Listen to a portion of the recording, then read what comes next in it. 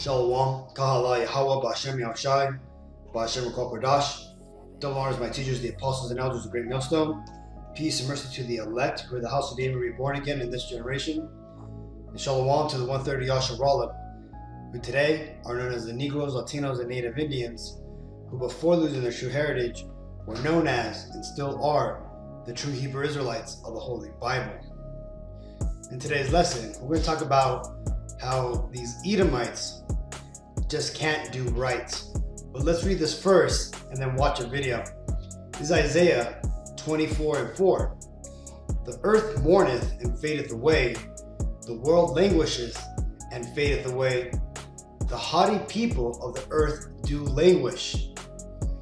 The earth is defiled under the inhabitants thereof, because they have transgressed the laws, changed the ordinance, broken the everlasting covenant. Therefore hath the curse devoured the earth, and they that dwell therein are desolate. Therefore the inhabitants of the earth are burnt, and few men left. The new wine mourneth, and the vine languisheth. All the merry-hearted do sigh. Alright, so this is the scripture here that just talks about, or basically it was a prophecy that Isaiah had seen, where he describes the future state of the world, how it would just be destroyed, right? And if we look at what's going on now, the world has been devastated, right? Devastated by those who, for the most part, are ruling the entire world. Now that being is the race of the Edomites, the so-called Caucasian race, right? They may try to push out the narrative that humanity is destroying the earth, that there's a climate catastrophe because there's too many people. No, man, that's not true. We're not the ones that own the factories. We're not the ones who create all the plastic. We're not the ones who are flying these chemtrails and throwing barium and aluminum into the atmosphere. We're not the ones creating massive wars and polluting the ground with plutonium and uranium and all that type of stuff. We're not, the majority of the people of the world are not doing this. And there's been scientific studies that have come out that are showing that the 1% of humanity, right, these Edomites at the very top, the kings of the world, are the ones that are causing the majority of the pollution, right? Well, the video I'm going to show you is an explanation of one of the things here on earth that these Edomites have destroyed, that being the Niagara Falls, right? But let's go and watch this video and let's hear about the story of what Esau did over there. Explain to me why the Canadian side of Niagara Falls is so much better than the American. As a born and raised Buffalonian, I think I'm uniquely qualified to answer your question. And what it all really comes down to is what each country was thinking that area would be best for. And while Canada overall saw what amazing potential Niagara Falls could offer for tourism, but on the American side, industry was thinking about the cheap power that they could get from Niagara Falls.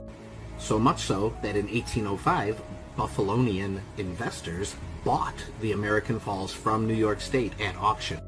This revolution of cheap energy that the falls would offer brought factories from all over the country to Buffalo to produce their goods.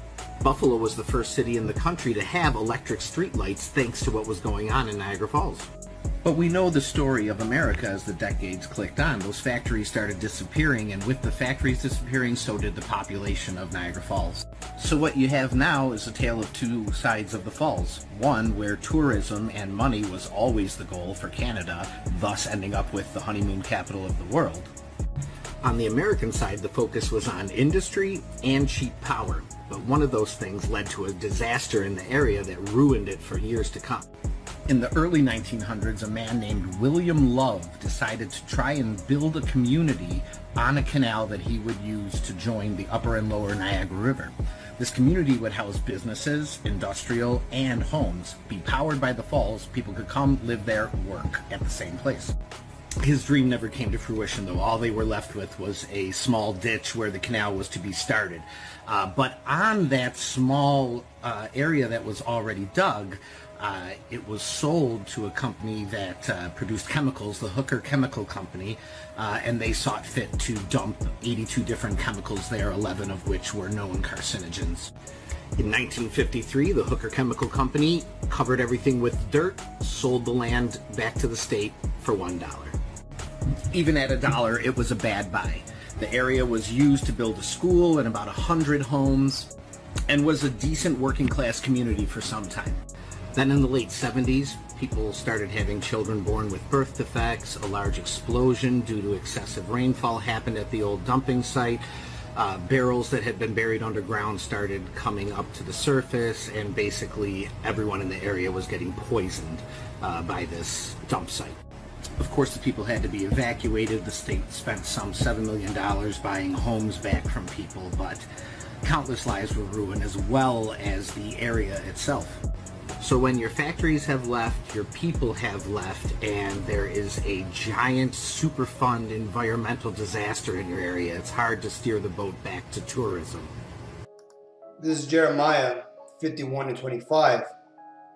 Behold, I am against thee, O destroying mountain, saith Yahweh Ba'ashem Yahushai, which destroyeth all the earth, and I will stretch out mine hand upon thee, and roll thee down from the rocks, and will make thee a burnt mountain.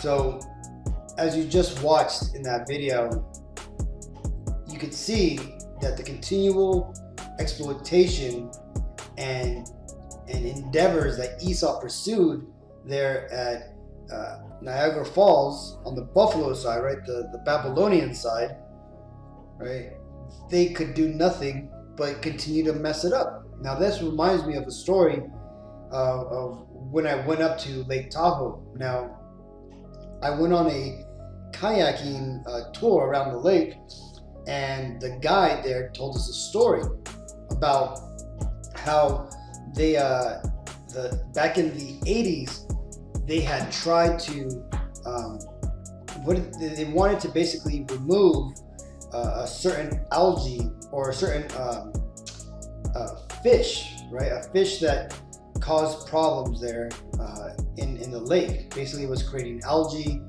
and it was making the lake dirtier. Well, the scientists decided to import a non-native species into the lake, right? Thinking that this species would then kill off these small fish bacteria or whatever these things were.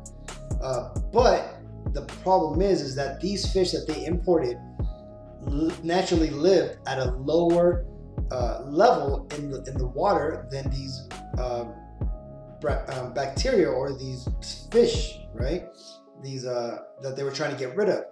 So what's happened now is that this non-native species that they introduced into the Tahoe Lake is now causing problems in themselves, right? So now not only is Lake Tahoe seeing problems because of the native species of fish or little creatures that are causing algae to grow excessively in the lake, but now they're finding that they're having issues with this non-native species that they introduced, right? So again, there's hundreds of stories just like this around the world where you have these devils, right? Putting their hand in on what the Lord had originally made, and they've gone ahead and messed it up. They've destroyed the habitat that they went into, man, right? And again, like I had said in the beginning, these devils at the top, the rulers of the world, these Edomites, they love to try to pawn this off on the rest of the people of the world, right? The Israelites, the Hamites, the Ammonites, the Moabites, all the other nations of the world. They try to say, oh, it's because of all of us that this is going on. No, man.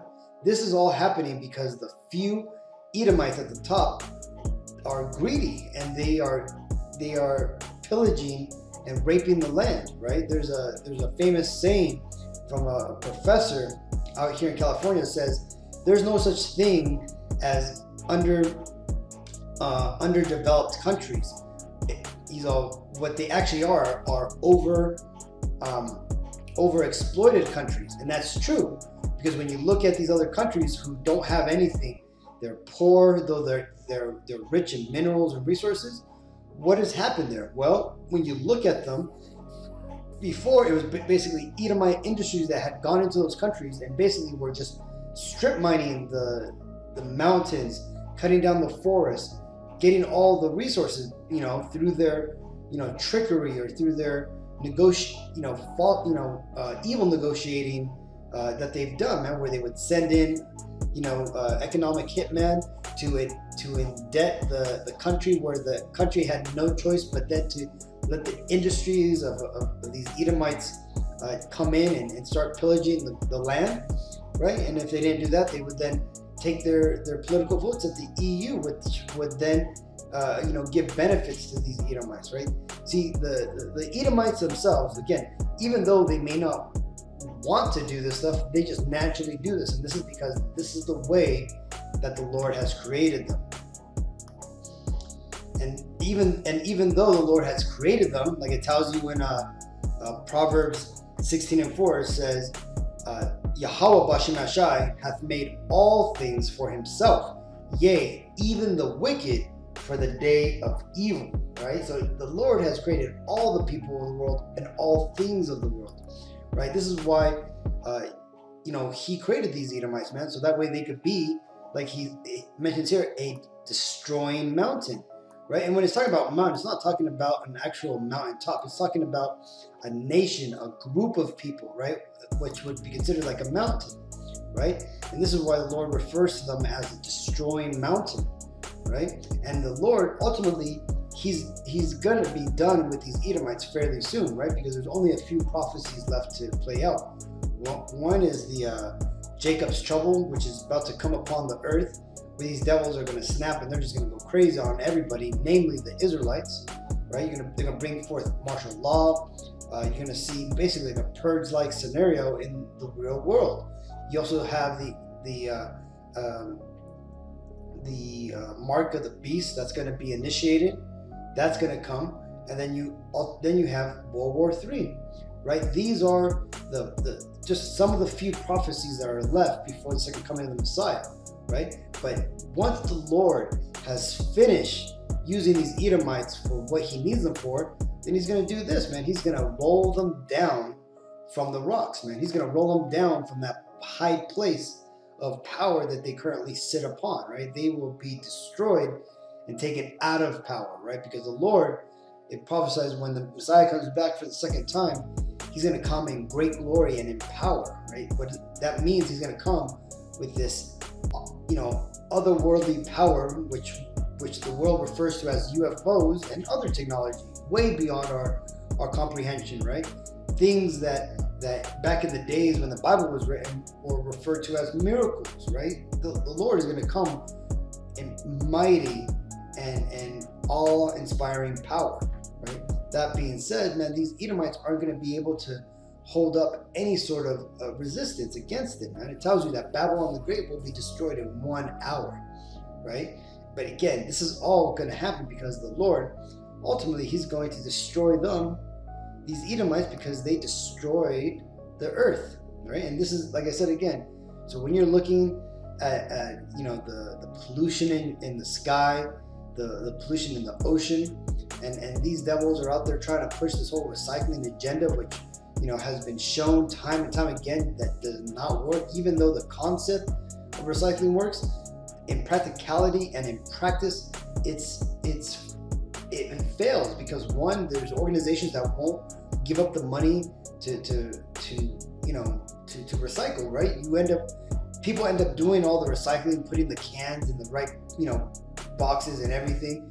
But what happens, because the money isn't there to sort them or to separate them or all these things, what do?